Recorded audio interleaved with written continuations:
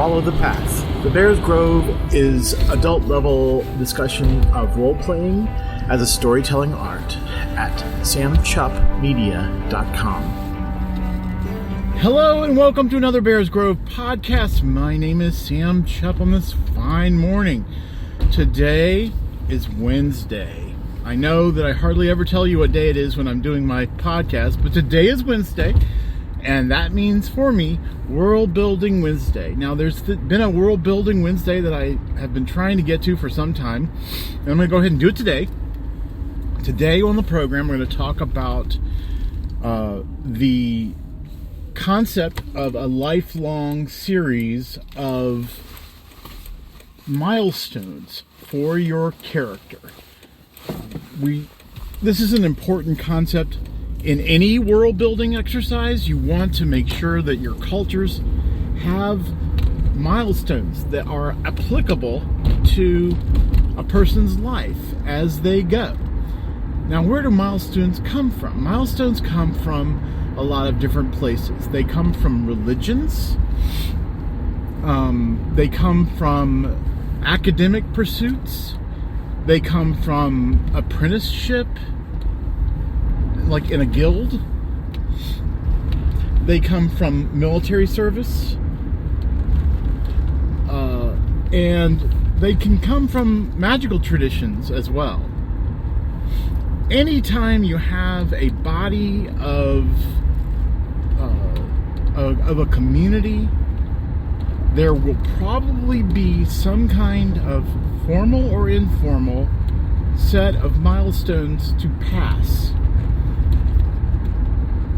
And in D&D, I notice, we're very interested in one very important milestone, and that is when you level. That's because leveling up gets you some benefits, and also sometimes adds novelty to your character because your character may gain access to abilities that they'd never had before. And I've discussed this before, the concept of, okay, we go to bed one night and we wake up in the morning and suddenly we know, how to shape change, or whatever. Like, I have access to this power now that I didn't have access yesterday. And, some people play it that way, and that's totally okay. Nothing wrong with it.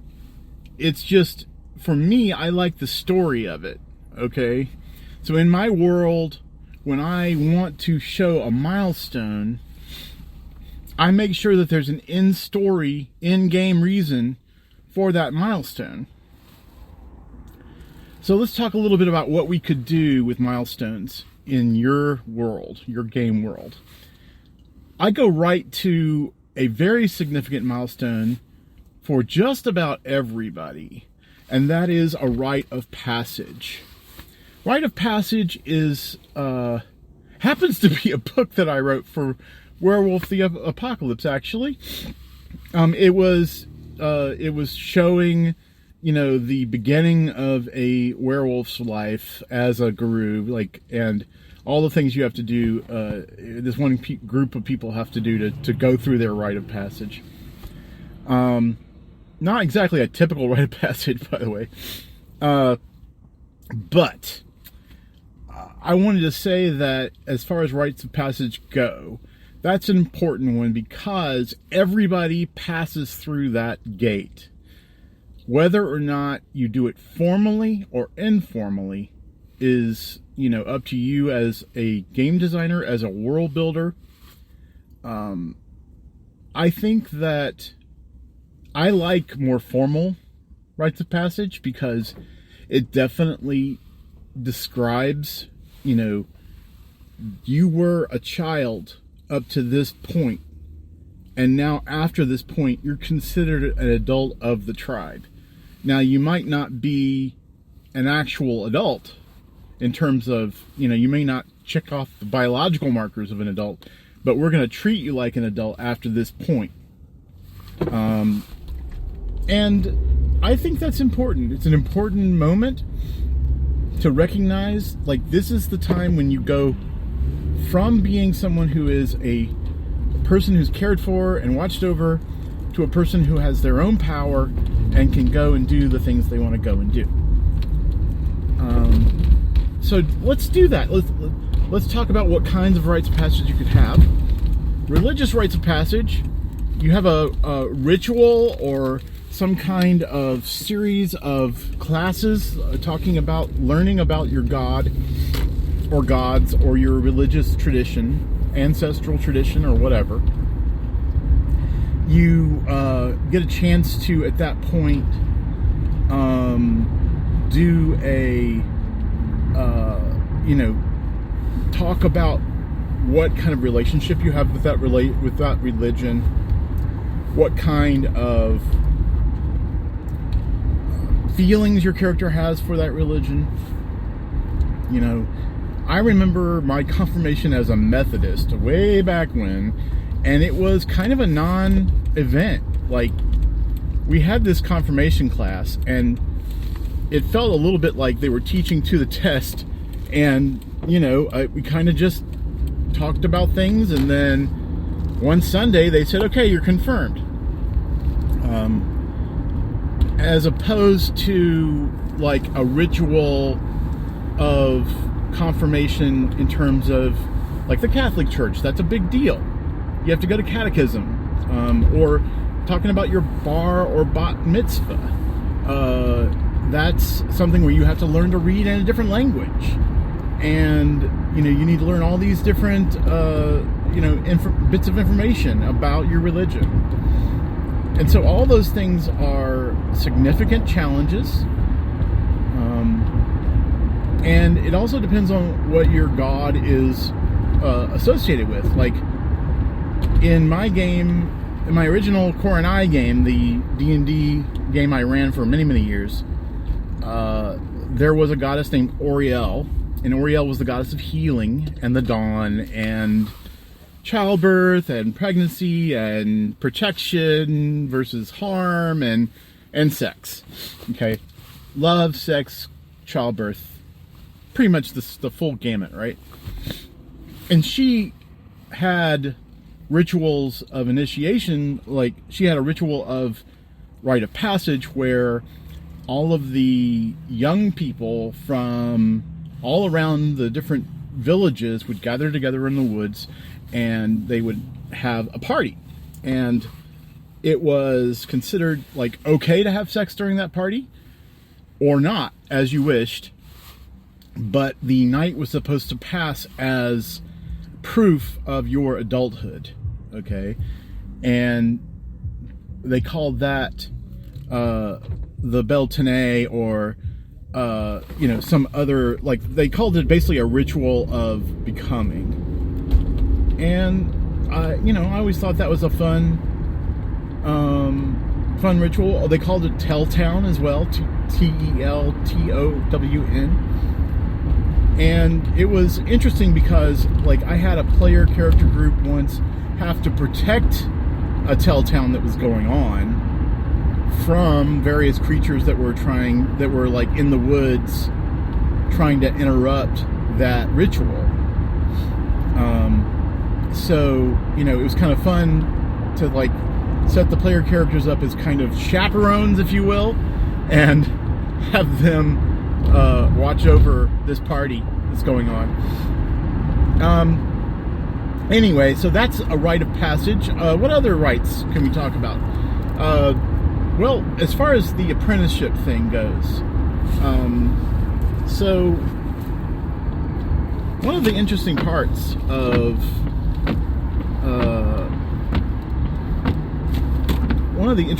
about apprenticeship is that you are definitely learning a body of lore, and that is one of the models that I use for learning about wizards, for wizards learning their magic. Is they do it in an apprenticeship fashion where they are studying underneath a powerful wizard who teaches them in bits and pieces the things they need to know. That's just one kind of training in Core and I. Another kind of training was, and forgive me because Core and I is heavily influenced by D&D, so there's a lot of D&D aspects to it. But another way to go is to be part of a college of wizards and be a student there. And so your rites of passage are, getting accepted by the school every year when you raise a grade, if you will. Like I call them circles. So your first circle, second circle, third circle, and that sort of thing. Of course, when you go to a school, first of all, you have to decide who paid your tuition, because they're not cheap. They're not free, usually. Now, of course, the neat part about that is that you can make that a character point.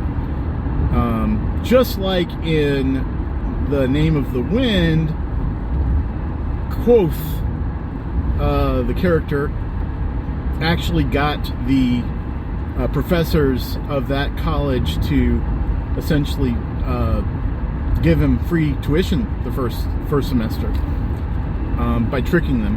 But that was a wonderful bit, and I hardly recommend that duology for you,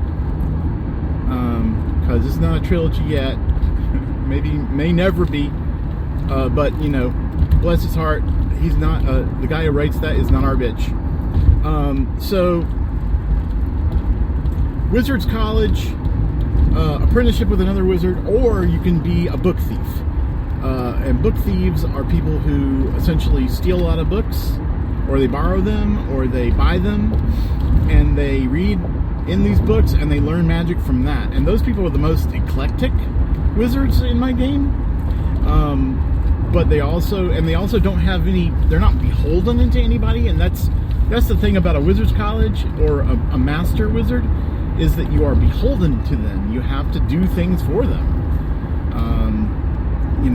Also the Wizards College is a government observed thing, and they will license you as soon as you come out of college and force you to pay taxes on your power and ability, and watch you closely, and you're on a list somewhere, and it's just, it's not the same as being a free wizard doing whatever the heck you want. So that's another rite of passage situation, is, what kind of magic do you learn? There is a tradition of initiation, which is a step farther down the road from rite of passage, because initiations are getting you into a magical tradition of some kind, okay? Or some kind of tradition, or some kind of troop, or group, or squad, or something, okay? And so when you do rite of initiation, this is a test. And it's a test of something important to that group that you're joining. Can you survive the night inside the Cavern of Doom?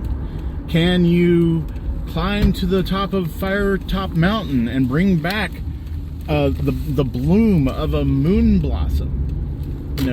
Can you travel to a far land and find somebody there who is willing to come back with you and make sure that they are willing to say that you're a good person?